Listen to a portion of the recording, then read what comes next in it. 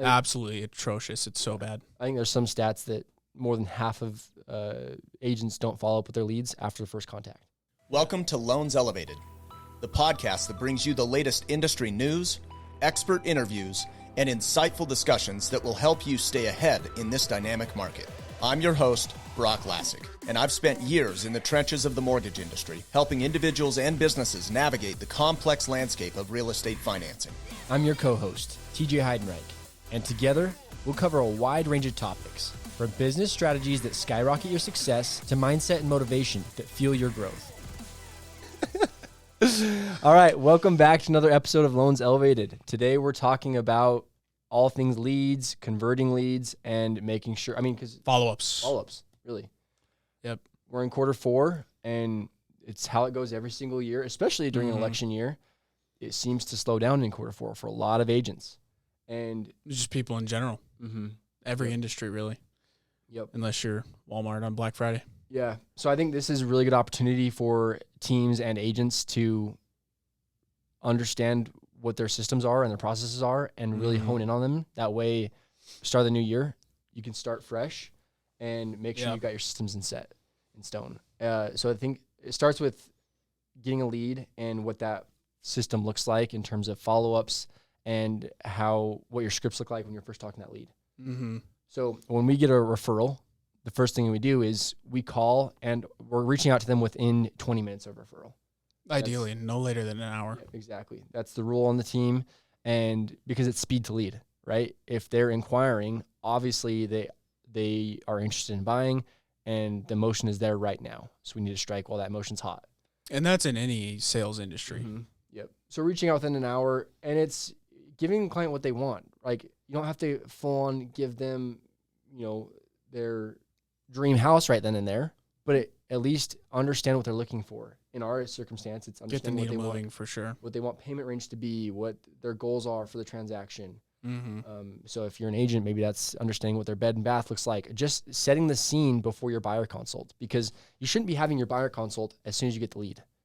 If you do, that means you're probably not prepared for that buyer consult. Do some digging, build some rapport, for sure. It's really the rapport building time.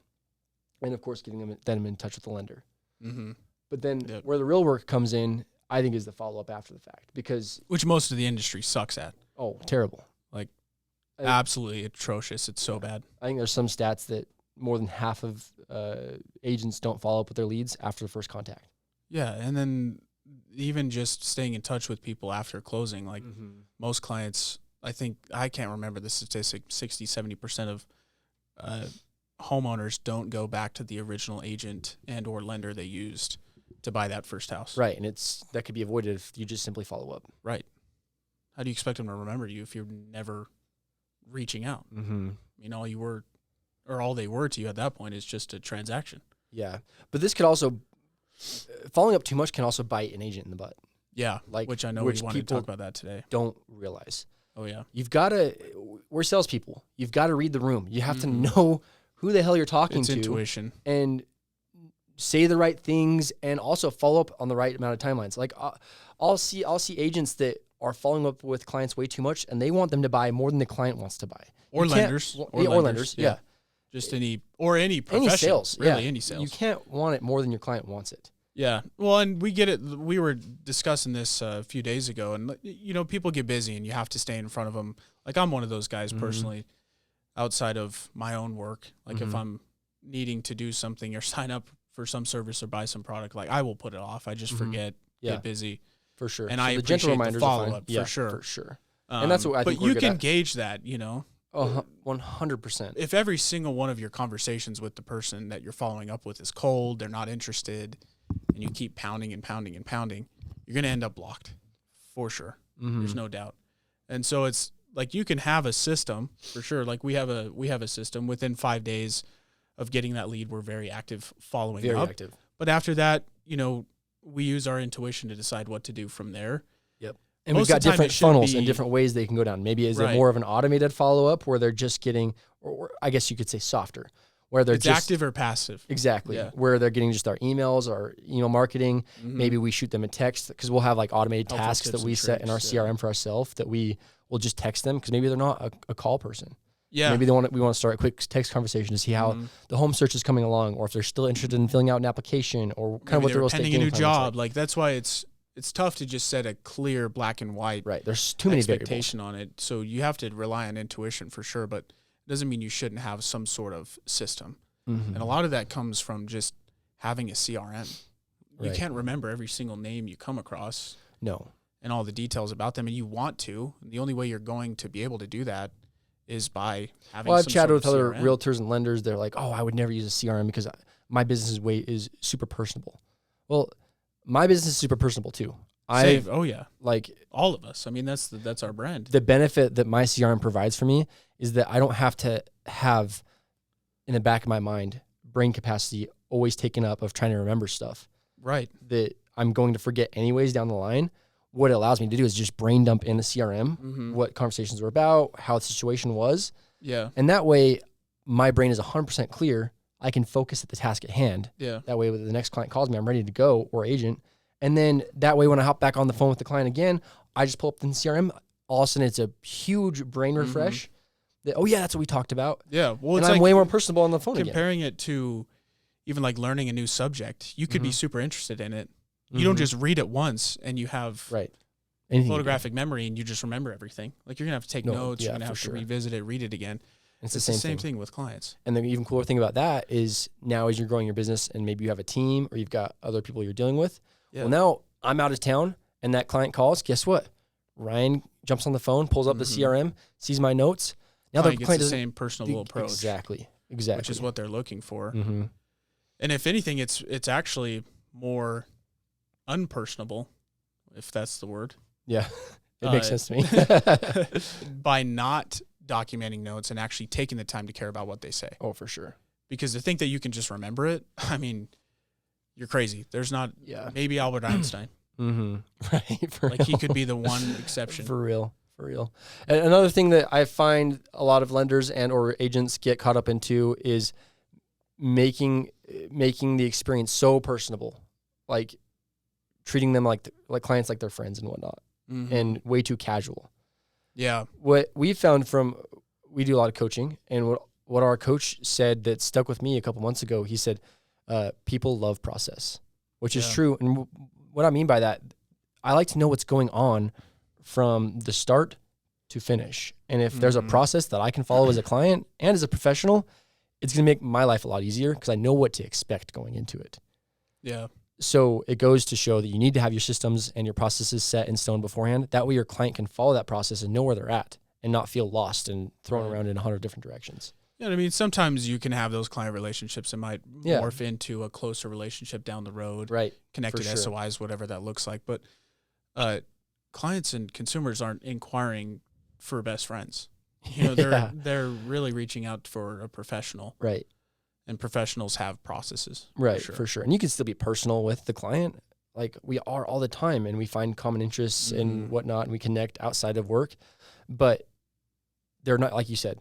I mean, I know I hardly have enough time to hang out with the friends I do have. Like you and I don't hang out as much as we should. Yeah, for sure. So life gets busy. Right. Yep. So understand why they're there, give them what they want, but also be personable. So I guess to like dial in on a for sure answer, what do you think would be like the defining moment in your follow-ups from when you convert from like active follow-up where you're texting, calling, reaching out actively versus converting that to passively? Yeah, I mean, I've got a good example. We've got a client that they seemed super interested to begin with, but that's at least what they said, right? They didn't want to do an online application, which is fine. I get that people might not want to do an online application. So then we're like, okay, that's fine. We can also do a phone application. We can just schedule a quick call with myself to go over any questions you might have, or we can have you come in person and do an application in person as well, or answer any questions you may have. It was like pulling teeth to get any movement on this. Yeah. And then they finally do it. But then it takes 2 weeks down the road for them to even answer a call after they fill out an application online. Right. So that's when it switches from calls every single day to using my intuition a little bit of, okay, we'll send them a text. If they don't respond in the next couple of days, well, then I'll send a question mark on the text. And they're also getting my drip campaigns on email. That way I'm still moving the needle, but but I'm not in their face bugging them, because if I'm in their face bugging them, odds are I'm going to push them away rather than bring them closer and ultimately get them into a home. Yeah, and have some sort of last-ditch effort before you make the decision to convert to passive, right? Right, for sure. And I think we have another mentor that we had gave us a really good script that you could really use in all sales, but have you given up on blank? Yes. Whether that's home ownership or the product you're selling, the service you're selling, car shopping, whatever that is, that one-liner could be everyone's in any sales role. Right. Final, last-ditch effort before they convert to a passive follow-up. Realize that they are humans. They're not just people that were like units that we're trying to convert. Because if I was let's say I was waiting to meet with a financial advisor or something like that, and I was just a pain, like I can be, hard to get a hold of, and 2 weeks later, after them multiple times reaching out to me, they send me that one-liner. Yeah. Have you given up on your financial future or your retirement or whatever? There's going to be another little shift in my brain. I'll be like, I don't know why I'm putting this off. Yeah, I need to take care of this. And also, no, I haven't given up on it. Right. Yeah, for sure. And then you're more willing as a human to respond back and be like, hey, yo, sorry. Sure. No, I haven't given up on that. I've just been super busy. Exactly. Let's get something scheduled. You'll give him more insight onto what's going on in your life. That way he's not going to keep hounding you. Yeah. I realize that too sometimes, and I'll be like, and I'll have fun with it too. I'll be like, hey, do I need to send search and rescue team? Yeah. Sorry, I've been bugging you. What's up? How do you want me to follow up with you? Tell me what you want. It's a balance. Because I don't want to bug you. I don't ever want to bug someone. Yeah. Ever. That's not my intention. I just want to make sure I can help you out to the best of my ability. Right. And then once they, more often times than not, they're going to then respond to me after 3 or 4 times not responding. Be like, oh, yo, sorry. It's been crazy busy. It's holiday season right now. Yeah. Didn't know what to do with buying because of the election. Let's touch base the first thing of the year. Or, I honestly just signed a lease. Yeah, exactly. We've got to wait another 6 months. It wasn't the right time. Exactly. Then you're going to get the answer you're looking for. Yep. And more often times than not, we're like, oh, congrats on the new lease. Let's plan on connecting 1 to 2 months before that lease expires so we can start game planning for the next go round. Right. Because the skilled and right salesperson is not looking to cram something down somebody's throat. Right. They're just looking for an answer. Exactly. Really. So if we have an answer and it's 6 months from now, we're not going to continue to pester. Right. We'll just update accordingly. Thanks for giving us an update. We didn't want to continue to bug you. We just wanted to make sure we're on the same page. Exactly. And it just becomes so much easier. So I feel like the flow would be new inquiry, obviously very active. It's new to them. You want to be heavily engaged at the beginning.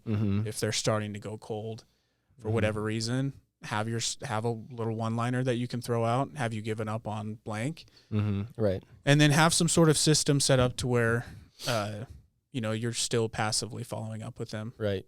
It's value-based. And stuff I would say value-based stuff. Stuff we do is like market updates that we'll send out via email. Or if they have bought with us, we'll give them an automated valuation of their home that's done through AI that people love. We get I think we have like an 80% open rate on that. It's stupid high. And then also we'll do manual follow-ups too, especially for clients that we've already closed, because a huge pillar of our business is repeat clients and tapping into their SOI. It just expands and compounds our SOI. So what we'll do is we'll do a loan anniversary call. Every single, the first year after their mortgage closes, we're reaching out to say, what's up? How are you doing? How's the mortgage treating you? How's the home? Any questions? How are financials? Anything we can do to help you out.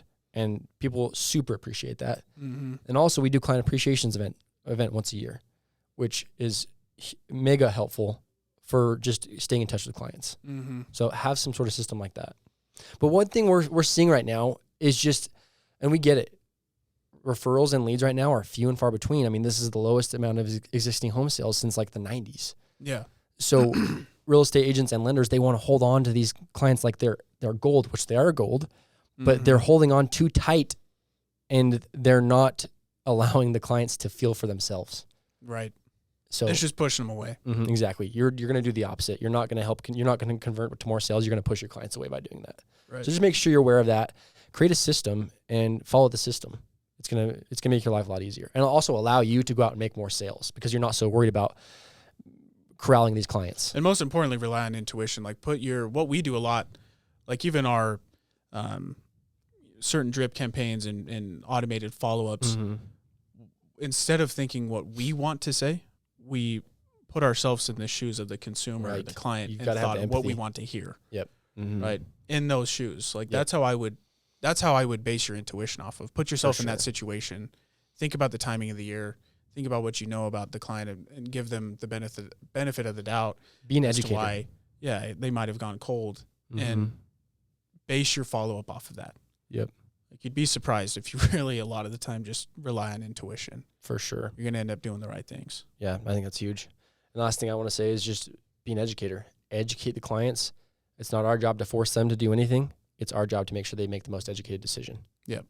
Sweet. Well, we hope you enjoyed this. If you've got any other topics you want us to cover, we'd love to help out. And we'll see you guys in the next one. Thank you for tuning in. For more industry insights, follow us on all platforms at Loans Elevated. And to get in touch with our team, call or text 801-713-4000 or visit loanselevated.com.